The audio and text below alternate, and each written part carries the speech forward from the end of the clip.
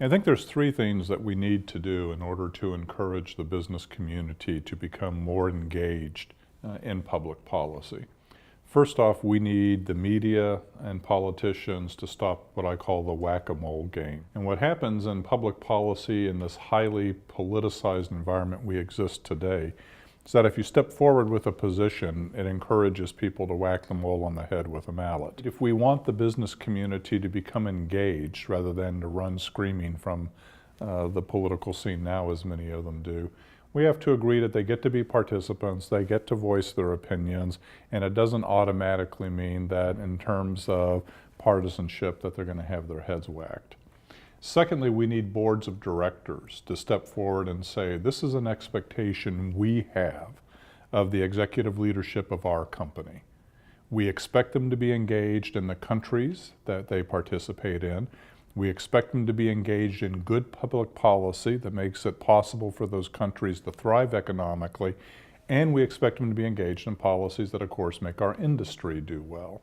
Thirdly, we need to make certain that we align public policy issues with good corporate performance. Today, what takes place is that we often are looking to align tax policies, excellent, but beyond that, we don't say what else needs to be done in the public policy sphere that will align good performance in terms of government policy with good performance by our company.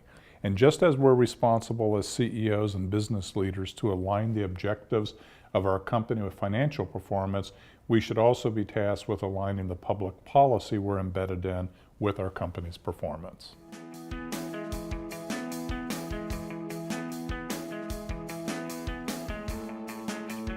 It used to be that when you talked about how to work with local economies and local governments in order to create opportunity, people talked about how did you physically locate businesses into a geography.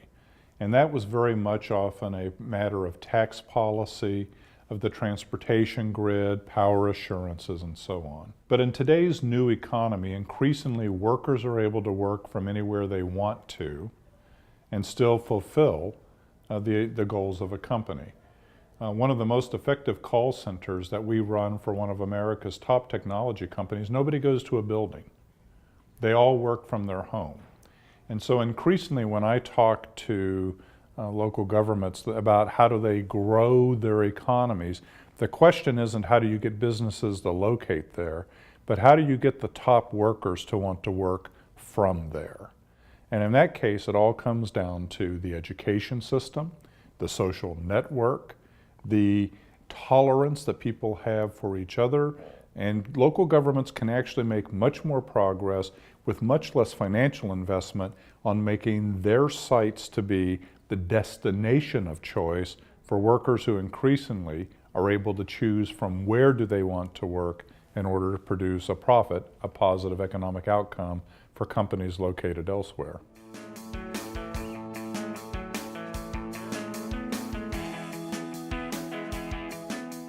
As this recovery has taken hold, one of the characteristics of it, unlike other recoveries in the past, has been an extreme bifurcation of who's benefited from the recovery. In this case, it's been very, very uneven, with more of the benefits going to a smaller slice of society and a big portion of society being completely left out from the recovery to date.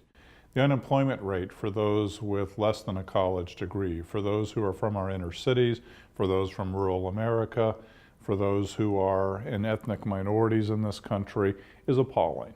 And unlike past recoveries where the argument was that a rising tide would lift all ships, that's not the case. Right now it's only lifting those ships in the right channels.